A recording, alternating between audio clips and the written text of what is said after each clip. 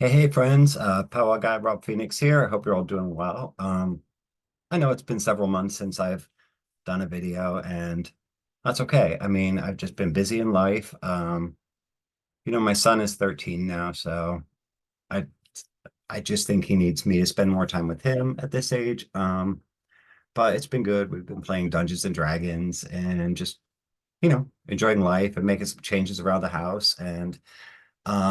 But what I really want to say is happy spring. It is the first day of spring. It is March 19th, 2024. Spring equinox. That means we have the equal amounts of uh, sunset hours as sunrise hours, daytime, nighttime hours. Um, the sun sets at 7:19, I think. I'm not sure. Uh, oops. But if you want to follow sunrise and sunset times and see when, what sign the moon is in, what planetary hour it's in, I highly recommend the Planetary Times app for your phone. It's free. Um, I haven't seen any ads on it, but there might be ads on it, but it is free and it's really good because it gives you like all the planetary hours. You probably can't see that, but anyway, it's very helpful. And it also sends alert for sunrise and sunset times when the moon's about to move into a different sign. It's a really good app if you're into astrology. So happy spring.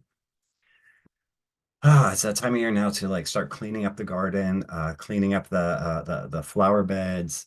We do a lot of raking in our yard. Like over the winter, I still mow. And I still like in the fall and early winter, I mulch up all the leaves that have fallen on the ground from the trees. I just mulch them up with the mower and we just kind of spread it out and that becomes sort of like more soil for the next spring.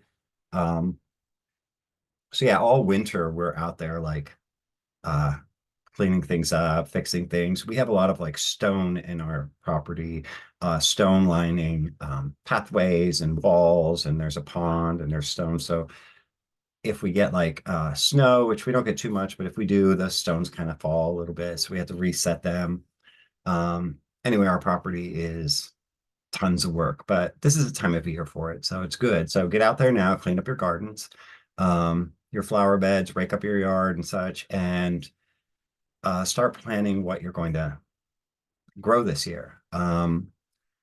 It's still early, at least here in South Central Pennsylvania, to start putting stuff in the ground. And that's okay. Right now we have just what's the early bloomers like daffodils and tulips are coming.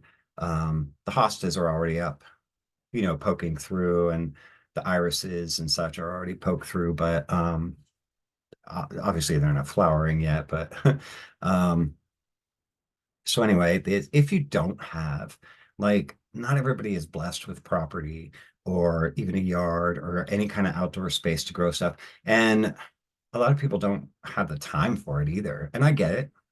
I get that. But if you buy your veggies at like a grocery store or a farmer's market like we do, um, you can grow your own stuff inside your house with very little work. I'm going to put a link down below in the description. It's really good because we've done this. We have several things going. It's downstairs, but like celery, if you buy a stalk of celery, you know how you cut off that bottom piece, it's like where it's all connected. If you just set that in a dish with like maybe an inch of cold water, you'll see celery starting to regrow.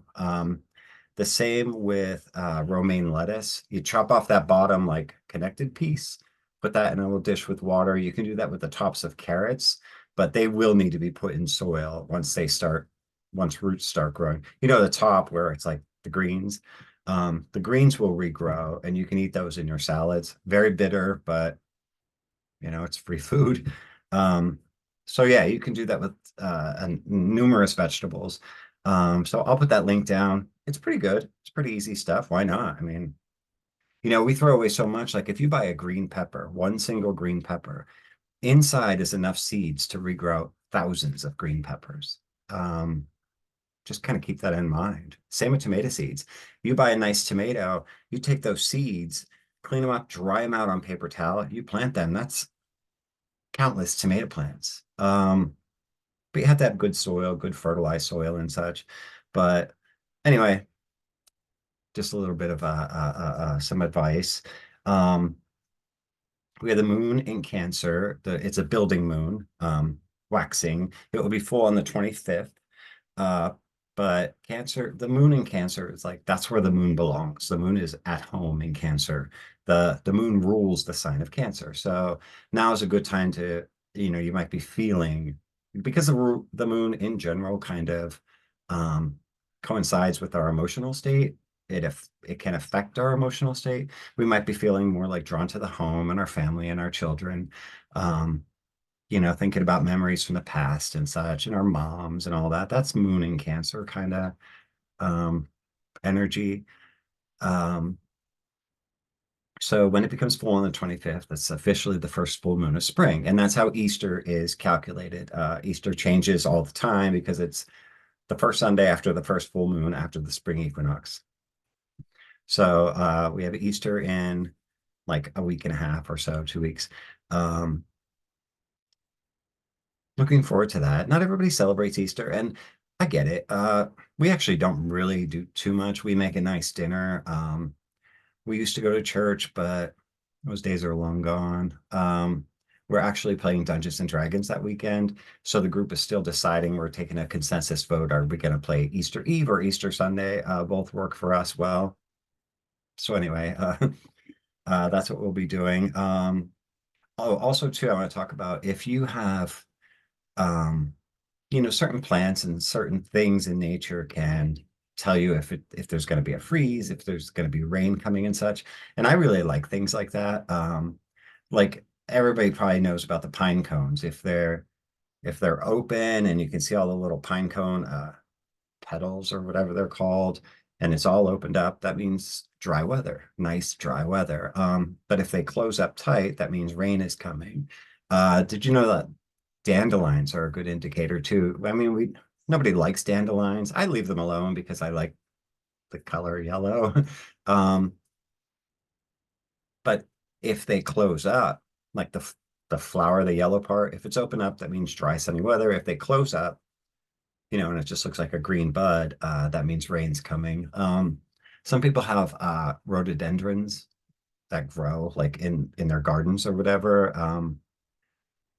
And they kind of bloom a little bit uh, early in some areas. So you can still conceivably get a frost. And a rhododendron will tell you if the temperature is going to be below freezing because the leaves, they're if that's a leaf, like when a freeze is coming, the leaves roll up into like a little tube and then like point downward. And it's a way to protect itself against the freezing weather. So if you have rhododendrons on your property and you see those leaves rolling up, that means a freeze is coming. Um, just some cool like little nature tips and such. I really hope everybody's doing well. I haven't been in communication with all my other fellow powwow people. Um, just because this is a different year for me. This things are kind of shifting in a slightly different direction. And, I've taught enough people over the years that those people, it's time for them to put some information out there and share it. Somebody else has taken over the website, the pagermanpowwow.com website. I believe the address has changed, but don't go looking for it right now because it's still in development and process. He's just going to run with it and kind of make it his own because I'm getting older now and I want to spend time with my family more. And powwowing, powwowing, the practice of powwowing was not taking up my time that much. But working on the website and teaching people and teaching classes and making these videos and such was taking up a lot of my free time. And it was just occupying my brain all the time. And, so this year I decided to make a change. It doesn't mean I've stopped doing powwow. I'm still very much a powwower. And I taught a class at Swarthmore College. It's a Quaker school. I love Swarthmore College. It's super progressive. It's so accepting and open-minded. I really love that. I took Josani with me. And, I don't prepare anymore when I talk or do a lecture or whatever because I can just talk about powwow, from my own experience, not from like a script or a book.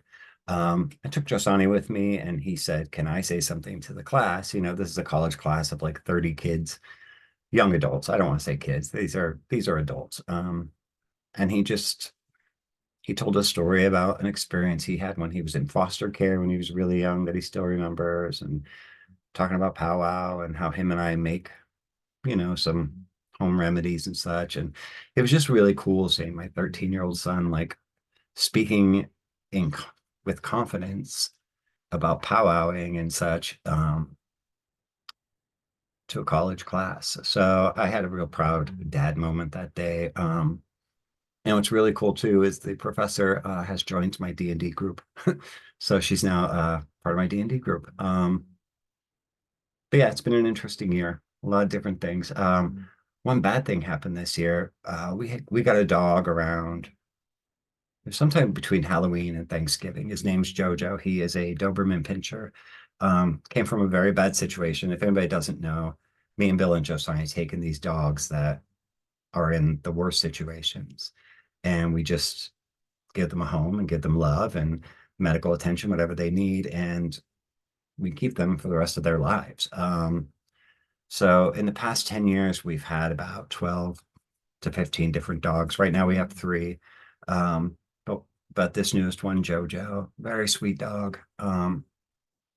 But his body's like slightly misshapen. He's been checked by the vet and everything. He's okay, but he's not great. So the one night just before, it was like a week before Valentine's Day, I went into bed and Jojo got into bed with me, and I reached over to pull him closer to me, and it must have hurt something or triggered something within it, and he mauled my face. I mean, I had to get some stitches. There is some scarring around my eye, and here you can't see it in this light, and that's good. Um, but in broad daylight and such, it looks pretty wicked. Um, but yeah, I got some stitches, and believe it or not, I could still feel a little bit of pain there. We had to go through all the rabies nonsense, the rabies and everything, and they had to do a report on the dog. So now he has like a bite record.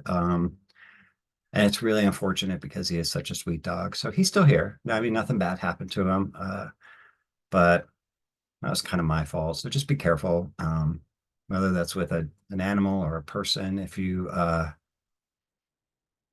reach out the wrong way, you might unintentionally be hurting them. So just be careful. Luckily, I could still see out of the eye, but he got me really like inside, like anyway. But you know, I live to tell the tale. Uh, so that's really it. I don't have anything else to say right now, except I hope everybody has a great spring. I hope winter was good for you all. It was fine for us. Didn't get a whole lot of bad weather. We did get like 2 snows this year, which is two more than we usually get. The one was really good. It gave us a lot of snow, but then in 2 days it's gone. The way they clean up snow and such nowadays, it's not a problem. And the way the weather is, it goes from these snowstorms, and then the next day it'll be 65 degrees and sunny, so it all melts. And then the yard and the patio, outside the patio becomes all mud. But it is what it is. It's all good. So that's all for now. I'll put that link down below to like doing the veggies in your house. It's some good stuff. I mean, don't depend on it for your food source, because you're only going to be growing like one stalk of celery at a time and one carrot. But it's just something fun to learn, maybe a project to do with your kids. So that's it. I'll try to make a video coming up in the future. I hope everyone's doing well. Thanks for watching. Uh, love you guys. God bless you all, and let's talk soon.